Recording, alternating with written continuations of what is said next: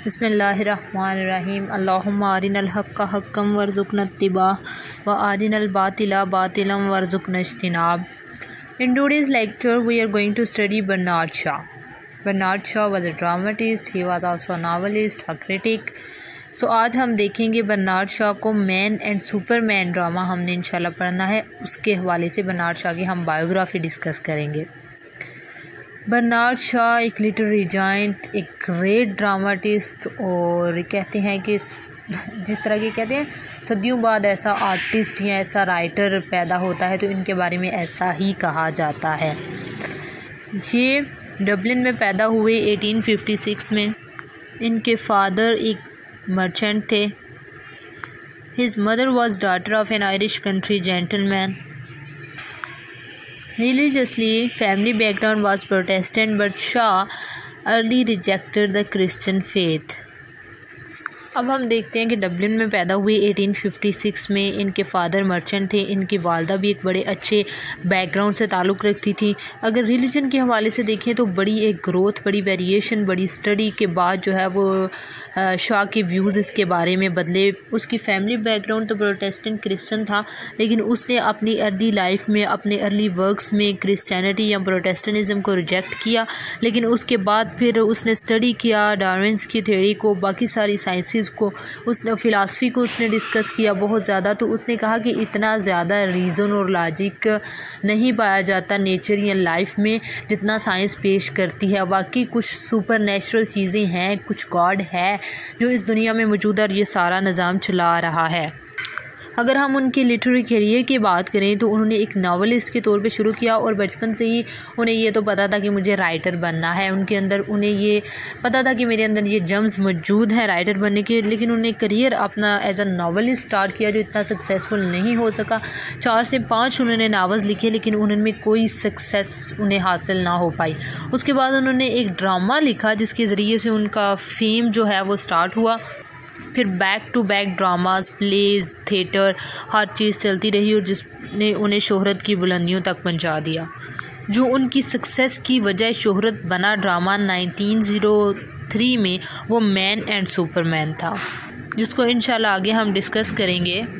Bernard Shaw की अगर personality के बारे में हम बात करें तो एक बड़ी मैनी साइडेड, एक बड़ी कम्प्लेक्स किस्म की पर्सनैलिटी लिए रखते थे। अगर दूसरे वर्क्स उनके जो मैंने देखे हैं उसमें अगर उनकी पर्सनैलिटी को सम अप करने की कोशिश करें तो कोई हमें उनके आइडियाज़ के बारे में क्लैरिटी नहीं मिलती कि वो क्या बात करना चाह रहे हैं। आया वो डेमोक्रेसी के हक़ में है या डेमोक्रेसी के ख़िलाफ़ है? आया वो रिलीजियस पर्सन है, आया वो एक सेकुलर पर्सन है? वो एक रॉयलिस्ट पर्सन है या वो एंटी रॉयलिस्ट है? वो एंटी ड्रिंक है या वो ड्रिंक? इसके हवाले से हमें जो है वो कभी तो किसी चीज़ को सपोर्ट करते हैं, और फिर जब वो स्टडी करते हैं और फिर उसी के ख़िलाफ़ भी और किसी के हक़ में, उसी चीज़ के हक़ में दलाइल देने लगते हैं और फिर उसी के ख़िलाफ़ में भी देने लगते हैं। तो उनकी पर्सनैलिटी एक कम्प्लेक्स पर्सनैलिटी है। मैनी साइडेड उनके वर्क्स में जो है वो पार्ट्स देखे जा सकते हैं, एलिमेंट्स देखे जा सकते हैं। हैरिसन उनके बारे में कहता है, he is a socialist, a Fabian, a pacifist, a vegetarian and many other things. He is anti-capitalist, anti-cannibalist, anti-smoke, anti-drink, anti-royalist, anti-democratic। यानी कि हम देख सकते हैं कि वो उसकी वेरिएशन पाई जा रही है कि एक चीज़ के अगर वो खिलाफ है तो फिर अगर जो चीज़ उसके अपोजिट है तो उसके भी वो खिलाफ ही है। He is pro war and against war. He is pro democracy and against parliament. Pro evolution and counter Darwin. Pro nationalism and counter patriotism. तो ये उसकी सारी जो है वेरिएशन या हम कह सकते हैं कॉम्प्लेक्स पर्सनैलिटी के शेड्स जो हैं हमें नज़र आते हैं। और आई होप कि इतना ज़्यादा कम्प्लेक्स उसके वर्क्स नहीं होने जा रहे, क्योंकि फिर हम तो उसकी कम्प्लेक्सिटी के अंदर ही पास जाएंगे। लेकिन बहुत मज़े का राइटर है, बहुत ज़्यादा इसको पसंद किया जाता है लिटरेरी फील्ड में, और इसके वर्क्स बहुत पसंद किए जाते हैं। ये कुछ उसका इंट्रोडक्शन था कि 1856 में जॉर्ज बर्नार्ड शॉ पूरा नाम था, डबलिन में पैदा हुए। फिर आयरलैंड में शिफ्ट हो गई। इतनी कोई बहुत ज़्यादा आला किस्म की उनकी एजुकेशन नहीं थी, नॉर्मल एजुकेशन थी जिसको उनके पेरेंट्स ने जो है वो इनफ समझा। उसके बाद ब्रिलियंट सक्सेस उन्होंने हासिल की एज अ म्यूज़िक क्रिटिक के तौर पर। बहुत बड़े बड़े राइटर्स में उनका उठना बैठना था। इब्सन के साथ उनकी काफ़ी ज़्यादा जो है वो दोस्ती थी। 1898 में उनकी शादी हुई चार्लेट के साथ।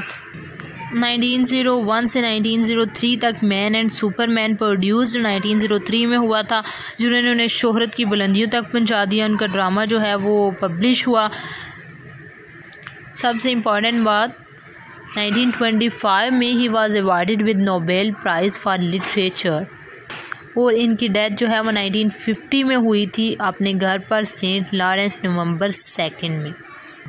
तो ये था थोड़ा सा ब्रीफ सा इंट्रोडक्शन हमारा। हमने देखा है कि जॉर्ज बर्नार्ड शॉ डबलिन में पैदा हुए 20th सेंचुरी के राइटर थे। इनके वर्क्स में जो है वो हमें अब जो पॉइंट्स मिले हैं वो रिलीजन में भी एक ग्रोथ होगी, कंट्राडिक्शंस पाई जाएंगी, डेमोक्रेसी पे भी बात होगी, पेट्रियाटिज़म पे भी बात होगी, रॉयलिस्ट भी हुआ, एंटी ड्रिंक भी है, एंटी सोशल भी है, बाजू का सोशलिज़म पे भी बात करता है, बल्कि सोशलिस्ट इसने बाकायदा ज्वाइन की है, सोशलिस्ट के साथ बैठा होता। जितने भी सोशलिस्ट राइटर्स में मेजर नाम्स आ जाते हैं उनके साथ बहुत ज़्यादा उठा बैठा, लेकिन एंटी सोशलिस्ट भी था। तो ये सारी चीज़ें अब हम देखेंगे कि बहुत एक कम्प्लेक्स और बहुत ज़्यादा खोजने वाली पर्सनैलिटी लग रही है बर्नार्ड शॉ। उनके वर्क्स कैसे होंगे और specially with reference to man and Superman हम इनको स्टडी करेंगे। नेक्स्ट हम देखेंगे मैन एंड सुपरमैन की summary. Stay tune, don't forget to subscribe the channel and thank you for watching the video.